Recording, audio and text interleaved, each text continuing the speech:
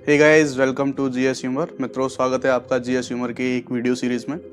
इस video series में जैसा आप अपने थंबनेल पर देख सकते हैं, जो कि अंतिम प्रहार सीरीज जो यूपी जीके के मोस्ट इंपॉर्टेंट फैक्ट्स हैं, मैं उन 2 वीडियो सीरीज में मैंने आपको उनको कंप्लीट कराने के लिए बोला था। तो इसी कमिटमेंट के थ्रू मैं आपको जैसा मैंने बताया था कि ये जो मेरे जो हैंड रिटन नोट्स हैं, इनको मैंने वेरियस मैगजीन से जो मुझे द बेस्ट मोस्ट इंपॉर्टेंट और जो रिपीटेड मोड पर जो मुझे मोस्ट इंपॉर्टेंट क्वेश्चंस लगे, मैं उनको यहाँ पर इनको कवर करा रहा हूँ। आप वेरियस एग्जाम्स में देखेंगे ये रिपीटेड क्वेश्चंस रहते हैं, यहाँ से सबसे ज़्यादा क्वेश्चंस उठने की संभावना रहती है।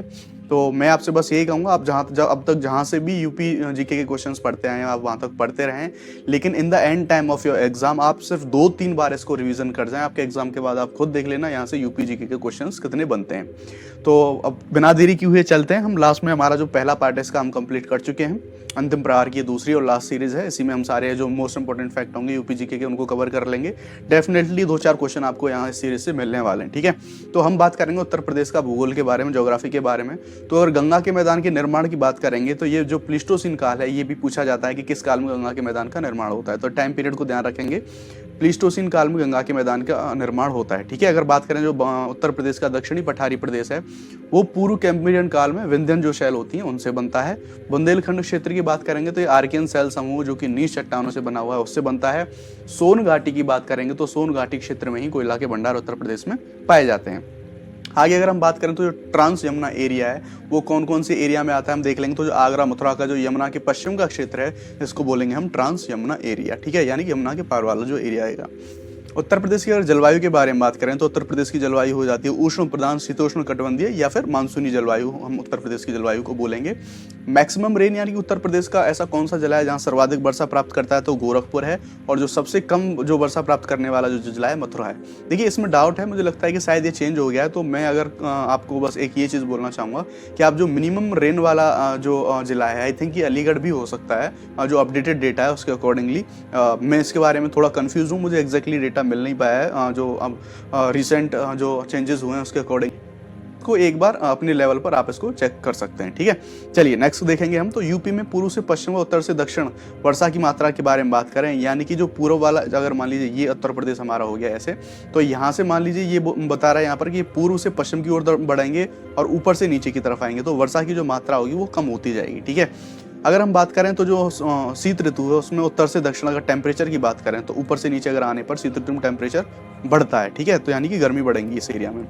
मैक्सिमम टेम्परेचर की बात करें उत्तर प्रदेश में तो सबसे ज़्यादा जो तापमान मिलेगा वो हमारे आगरा जिले में मिलेगा और झांसी में मिलेगा। इन दोनों जिलों में मैक्सिमम टेम्परेचर मिलेगा। मिनिमम टेम्परेचर की बात करें तो उत्तर प्रदेश के बरेली जिले में मिनिमम टेम्परेचर मिलता है। अगर मैक्सिमम रेन की बात करें तो यानी कौन से जो मानसून की जो कौन सी शाखा है उसके द्वारा होता है, तो जो बंगाल की खाड़ी की शाखा जाती है उसके द्वारा मैक्सिमम बारिश हमें उत्तर प्रदेश में प्राप्त होती है।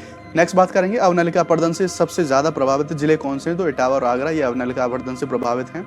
और वायु अपर्दन से मैक्सिमम जो प्रभावित जिले हैं वो हो जाएंगे मथुरा और आगरा, ठीक। देखेंगे देश में नहर सिंचाई में उत्तर प्रदेश में सबसे पहले उत्तर प्रदेश फर्स्ट स्थान पर है, यानी कि नहर सिंचाई के मामले में उत्तर प्रदेश पहली रैंक पर आता है।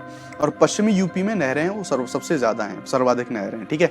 ओल्डेस्ट यानी कि सबसे पुरानी नहर की बात करेंगे उत्तर प्रदेश में तो पूर्वी यमुना नहर हो जाएगी, जो कि कहाँ पर है, सहारनपुर में, ठीक है। और जो इसके बारे में और बात करें तो शाहजहां द्वारा 1631 में इसका निर्माण शुरू कराया गया था, शाहजहां को ध्यान रखेंगे। ओल्डेस्ट नहर है हमारी पूर्वी यमुना नहर। लेकिन जब हम सबसे बड़ी नहर की उत्तर प्रदेश की बात करेंगे तो वो शारदा नहर है, 1928 में इसका निर्माण होता है पीलीभीत में, ये हमारे पीलीभीत जिले में उपस्थित है, ठीक। ऊपरी गंगा नहर की बात करेंगे तो हरिद्वार से इसको निकाला गया है। निचली गंगा की बात करेंगे तो नरौरा बुलंद शहर है, वहां पर इससे निकाला गया है। सर्वाधिक नहरों की बात करें लंबाई के मामले में तो रायबरेली में सबसे ज़्यादा लंबाई में नहरें हैं। और अगर फॉरेस्ट रिजर्व इंस्टीट्यूशन की बात करें उत्तर प्रदेश में ये कहाँ पर है, तो ये कानपुर के अंदर उपस्थित है, ठीक। बात करेंगे आगे। उत्तर प्रदेश में सामाजिक वानिकी प्रोग्राम है, कब शुरू होता है, 1979 में, ठीक है। वर्ल्ड बैंक के सहयोग से शुरू होता है। पहली बार बेस्टो बॉय द्वारा शब्द यूज करा गया जो सामाजिक वानिकी था। इस फैक्ट को याद रखेंगे, क्वेश्चन आपको कभी भी पूछा जा सकता है। नेक्स्ट बात करेंगे अशफाक उल्लाह जो प्राणी उद्यान है, कहाँ पर है, गोरखपुर के अंदर है ये। भारत का फर्स्ट नाइट सफारी पार्क कहाँ है, ग्रेटर नोएडा उत्तर प्रदेश में ही है। भालू पुनर्वास केंद्र है, तो जो भालू पुनर्वास के लिए जो रेस्क्यू सेंटर है ये मथुरा में बनाया जा रहा है। मयूर संरक्षण केंद्र वृंदावन में, जो कि मथुरा जिले में ही है, यहाँ पर ही उपस्थित है ये। उत्तर प्रदेश में नेशनल पार्क के बारे में बात करें तो जो दुधवा नेशनल पार्क है हमारा, जो कि लखीमपुर खीरी में है। 1977 में इसकी घोषणा होती है, लेकिन अगर स्थापना की बात करेंगे तो 1968 में ये वाइल्ड लाइफ सेंचुरी के रूप में स्थापित होता है। उत्तर प्रदेश की पहले टाइगर रिजर्व की बात करें तो दुधवा टाइगर रिजर्व ही है, 1987 में ये घोषित होता है। उत्तर प्रदेश के सेकंड टाइगर रिजर्व की बात करें तो अमनगढ़ जो बिजनौर है, ये हमारा सेकंड टाइगर रिजर्व हो जाता है उत्तर प्रदेश का। थर्ड टाइगर रिजर्व की बात करेंगे तो पीलीभीत टाइगर रिजर्व है। चौथे की बात करेंगे तो चित्रकूट में जो रानीपुर वन्यजीव विहार है, उसमें जो चौथा हमारा टाइगर रिजर्व मिलता है। ठीक, 2009 में गंगा डॉल्फिन की बात करेंगे तो ये इसे राष्ट्रीय जलीय जीव घोषित कराया जाता है। गिद्ध संरक्षण केंद्र की बात करेंगे तो महाराजगंज में है। उत्तर प्रदेश फॉरेस्ट पॉलिसी की बात करेंगे 2017 में आई थी। निजी वन अधिनियम 1948 में, सामाजिक वानिकी 1976 में शुरू होती है, यानी कि जो निजी वन अधिनियम था 1948 में आया था। सोशल फॉरेस्ट्री की बात करते हैं 1976 में आया था, यानी कि कब, जो 5वीं हमारी पंचवर्षीय योजना चल रही थी उस टाइम पे। ठीक, अब बात करते हैं देश में कुल सड़कों के मामले में बात करें तो महाराष्ट्र प्रथम स्थान पर है, उत्तर प्रदेश इस मामले में दूसरे स्थान पर आता है कुल सड़कों के मामले में। ठीक है, और नेशनल हाईवेज के मामले में देखें तो भी उत्तर प्रदेश दूसरे पे आता है, पहले पे आता है हमारा महाराष्ट्र। उसके बाद बात करें total length of national highway in Uttar Pradesh, यानी कि जो राष्ट्रीय राजमार्ग हैं कुल उनकी लंबाई उत्तर प्रदेश में कितनी है तो 11,737 किलोमीटर। और उत्तर प्रदेश में अगर सबसे लंबे नेशनल हाईवे की बात करें तो NH-19 है ये, यानी कि जिसे हम NH2 कहते हैं, NH-19 है। नॉर्थ साउथ और ईस्ट वेस्ट जो कॉरिडोर है, यानी कि जो उत्तर हम भारत में देखेंगे जो नॉर्थ साउथ कॉरिडोर है, रोड के द्वारा कनेक्टिविटी लिंक करने का, और जो ईस्ट वेस्ट कॉरिडोर है ये उत्तर प्रदेश में कौन से पॉइंट पे मिलता है तो ये जो झांसी है ना, झांसी में ये दोनों कॉरिडोर आपस में ऐसे करके मिलते हैं। ठीक है, एक पॉइंट बनता है झांसी में। नेक्स्ट बात करेंगे फर्स्ट रेल और यूपी 1859 में इलाहाबाद से कानपुर के लिए चलाई गई थी। वर्ल्ड का लॉन्गेस्ट प्लेटफॉर्म कौन सा था? हुबली कर्नाटक। पहले गोरखपुर का था, वो दूसरे स्थान पर पहुंच गया, अब हुबली कर्नाटक का पहुंच गया है। टोटल जो रनिंग एयरपोर्ट है उत्तर प्रदेश में वो 8 हैं। ठीक है, अगर 2024 तक 5 अंतर्राष्ट्रीय एयरपोर्ट बनाने वाला पहला राज्य हो जाएगा उत्तर प्रदेश। कार्नवालिस के मकबरे की बात करें तो ये गाजीपुर में है। विधानसभा सदस्यों की बात करें उत्तर प्रदेश में 403 हैं।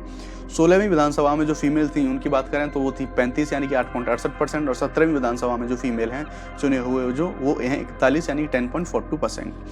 मैक्सिमम सीटों वाले जिले की बात करें उत्तर प्रदेश में तो ये प्रयागराज है जिसमें 12 सीटें हैं। मिनिमम सीट वाले की बात करें तो श्रावस्ती और महोबा, चित्रकूट, इनमें 2-2 विधानसभा की सीटें हैं। ठीक, चलो बात करते हैं विधानसभा में आरक्षित सीटें कितनी हैं तो 86 हैं, 84 SC के लिए, 2 ST के लिए। विधान परिषद का गठन उत्तर प्रदेश में कब होता है? 1937 में, 100 सीटें थी उस टाइम पे। अगर सीट लोकसभा में बात करें तो 80 सीटें उत्तर प्रदेश की लोकसभा में, और राज्यसभा में 31 सीटें। बात करेंगे राष्ट्रपति शासन की उत्तर प्रदेश में तो पहली बार जो राष्ट्रपति का शासन है वो 25 फरवरी 1968 से लेके 25 फरवरी 1969 यानी 1 साल के लिए लगा था, और अब तक बात करें तो उत्तर प्रदेश में 10 बार राष्ट्रपति शासन लग चुका है। 18वीं विधानसभा चुनाव की बात करें 2022 में हुए थे, 7 चरणों में हुए थे। बीजेपी ने इसमें 255 सीटें जीती, यानी कि 41.29% इन्होंने सीटें जीती थी। विधानसभा के स्पीकर की बात करें सतीश महाना जी हैं, महाराजपुर कानपुर से ये बिलोंग करते हैं, ये इनका एरिया होता है।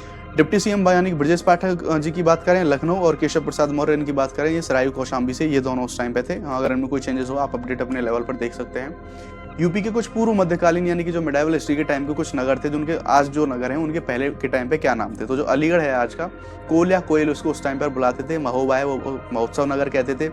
कन्नौज को महोदयश्री के नाम से जानते थे, और जो बुंदेलखंड वाला एरिया है उसे जेजाक भुक्ति के नाम से उसको जाना जाता था। ठीक है, और कुछ 1-2 इंपॉर्टेंट पॉइंट है, इनको भी आप नजर मार लेंगे। तो जो ओबरा जल विद्युत केंद्र है ये कहाँ? रेहंद जो परियोजना है उस पर है। ठीक है, रूस के सहयोग से बनाया गया था। सोनभद्र की बात करें तो सोनभद्र में एंडालुसाइट, पायराइट और डोलोमाइट जैसे खनिज पाए जाते हैं। यूरेनियम है उत्तर प्रदेश में ललितपुर जिले में पाया जाता है। कुल सड़क और नेशनल हाईवे की दृष्टि से सेकंड है हमारा उत्तर प्रदेश, बता चुका हूँ। यूपी का सबसे मैक्सिमम लंबा NH 34 है और 552 सबसे छोटा है। ठीक है, पूर्वांचल एक्सप्रेसवे की बात करें तो 9 जिलों के अंतर्गत ये आता है। इस तरह से जो अंतिम प्रहार सीरीज में हमने जो मोस्ट इंपॉर्टेंट यूपी के फैक्ट हो सकते थे, जो पॉसिबल क्वेश्चन यहाँ से बन सकते हैं, बहुत इंपॉर्टेंट हो जाएंगे। इस लिहाज से मैं आपसे रिक्वेस्ट करूंगा प्लीज आप इनको बार-बार रिवाइज करके जाएं, आपके एग्जाम में आपको बहुत हेल्प करने वाला है। ठीक है, ध्यान रखिए, तब तक मिलते हैं अगले वीडियोज में। थैंक यू वेरी मच, जय हिंद।